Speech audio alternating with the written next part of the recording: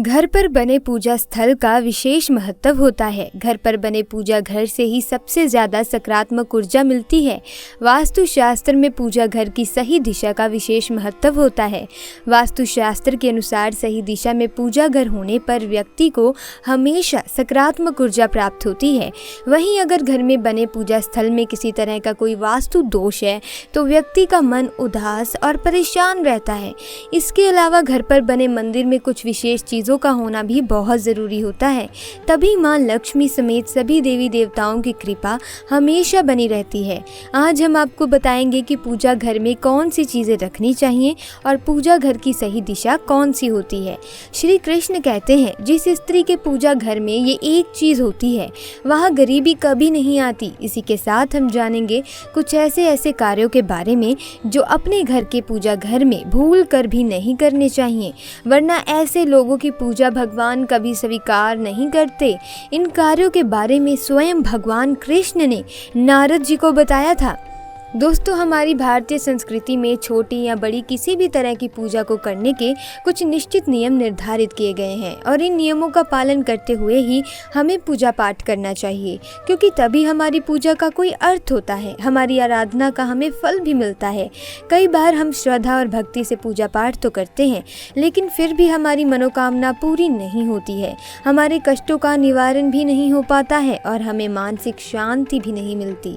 इसके पीछे का कारण वास्तु दोष हो सकता है और इन वास्तु दोषों को दूर करने के लिए हमें वास्तु शास्त्र में बताए गए कुछ उपाय अवश्य ही करने चाहिए। तो चलिए जान लेते हैं वास्तु शास्त्र में बताए गए कुछ ऐसी महत्वपूर्ण बातें जो हमें पूजा घर में अवश्य ध्यान में रखनी चाहिए।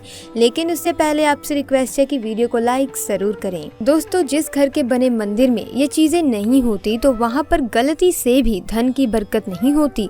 व्यक्ति का धनी होने का ख्वाब अधूरा रह जाता है। अगर बनना है माला माल तो घर के बने मंदिर में ये चीज़ें ज़रूर रखें।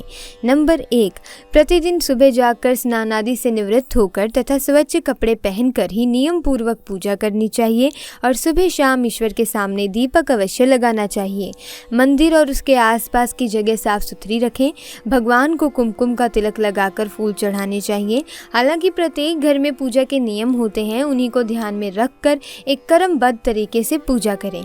नंबर 2, पूजा में अगर किसी सामग्री की कमी रह जाए तो परेशान ना हो या पूजा बीच में ना छोड़ें। ऐसे में भगवान को चावल और फूल चढ़ाएं और मन में उस चीज़ का ध्यान करें। नंबर 3, याद रखें कि भगवान के प्रसाद को कभी भी पूजा के पहले चख कर जूठा नहीं करना चाहिए। साथ ही भगवान पर चढ़ाए जाने वाले फूलों या फिर धूप अगरबत्ती तथा किसी अन्य पूजा सामग्री को सूंघ कर नहीं देखना चाहिए। ये शास्त्रों की दृष्टि से अनुचित माना गया है। नंबर 4, अक्सर लोग ऐसे होते हैं जो अपने मंदिर में कई दिनों का कचरा रख लेते हैं, जैसे कि बासी फूल, अगरबत्ती के पुराने डब्बे, देसी घी का खाली डिब्बा, मंदिर में बिछा हुआ पुराना कपड़ा। इन चीज़ों पर ध्यान ही नहीं देते और इसी वजह से उस व्यक्ति को सीधे तौर पर बहुत जल्द गरीबी अपना शिकार बना लेती है। वो घर कंगाल होने लगता है और देवी देवता भी उस घर में नहीं रहते। इसीलिए इन चीज़ों पर ध्यान दें और धन की देवी महालक्ष्मी को प्रसन्न करें। नंबर 5, पूजा करते समय सबसे पहले बात तो ये है कि आपको ध्यान में रखना है कि आपका मंदिर ईशान कोण में यानी उत्तर पूर्व दिशा में होना चाहिए। तभी आपको आपकी पूजा का संपूर्ण फल प्राप्त होता है। आपको इस बात का ज्ञान अवश्य होना चाहिए कि आपके मंदिर में वास्तु के अनुसार पूजा घर पर एक ही भगवान की केवल एक ही तस्वीर होनी चाहिए। एक भगवान की 2-2 तस्वीरें बिल्कुल न रखें, इसे बहुत ही अशुभ माना जाता है। वास्तु के अनुसार पूजा घर में भगवान की फोटो के अलावा किसी गुरु पूर्वज की तस्वीरें भी कभी न लगाएं।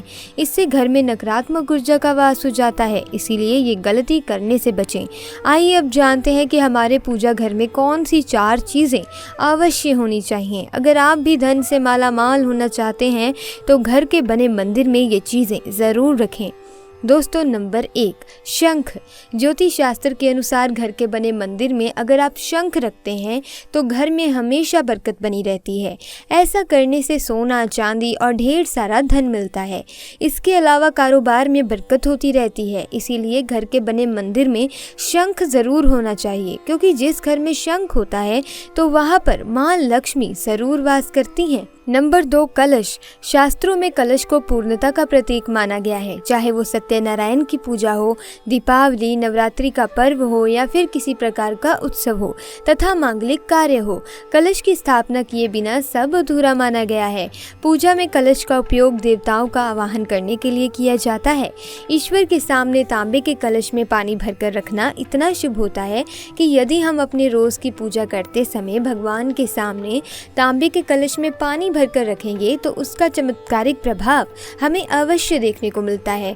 इसीलिए मुख्य रूप से तांबे के कलश का उपयोग करें। इसके अलावा किसी भी शुभ मुहूर्त या त्योहार पर आप जब भी पूजा करें तो कलश पर कुमकुम से स्वास्तिक चिन्ह बनाकर उस पर चावल लगाएं और मौली बांधें। फिर कलश में शुद्ध पानी भरकर उसमें थोड़ा सा गंगा जल मिला लें।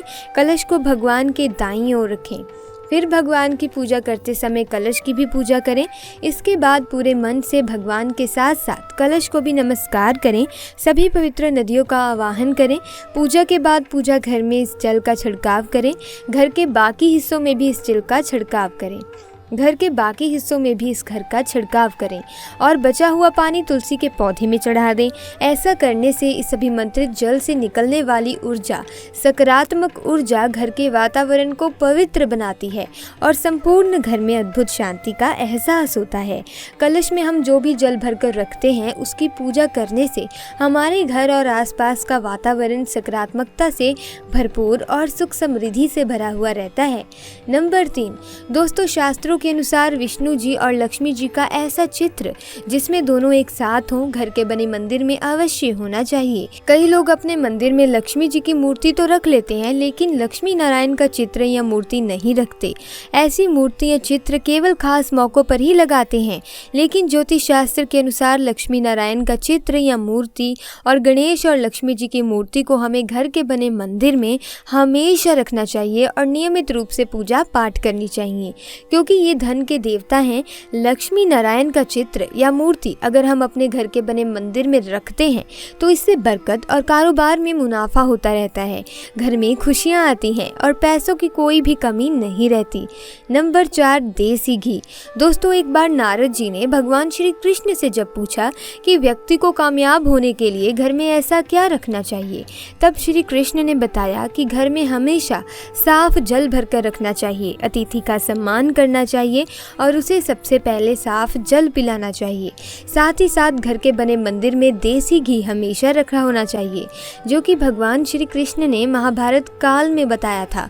अगर जो व्यक्ति भगवान कृष्ण की ये बात नहीं मानता तो उसे गरीबी का सामना करना पड़ता है। नंबर 5, गंगा जल। हमारे शास्त्रों में गंगा जल को अत्यंत पवित्र माना गया है, इसीलिए पूजा घर में गंगा जल का होना अत्यंत आवश्यक है। गंगा नदी सभी पापों को नष्ट करने वाली तथा सभी व्याधियों का नाश करने वाली है। इसीलिए यदि आपके पूजा घर में एक तांबे के छोटे से पात्र में आप गंगा जल भरकर रखते हैं तो इससे आपके पूजा घर की शुद्धता बनी रहेगी और आपको आपकी पूजा का संपूर्ण फल प्राप्त होगा। प्लास्टिक की बोतल में या किसी अपवित्र धातु के बर्तन में गंगा जल नहीं रखना चाहिए। अपवित्र धातु जैसे एल्यूमिनियम और लोहे से बने बर्तन, गंगा जल तांबे के बर्तन में रखना शुभ रहता है। तो दोस्तों, आज की वीडियो में बस इतना ही। उम्मीद करती हूँ आपको ये वीडियो ज्ञानवर्धक लगी होगी। अगर हाँ तो वीडियो को लाइक कीजिए, चैनल को सब्सक्राइब कीजिए। मिलेंगे अगली वीडियो में नई जानकारी के साथ। आपका बहुत बहुत धन्यवाद।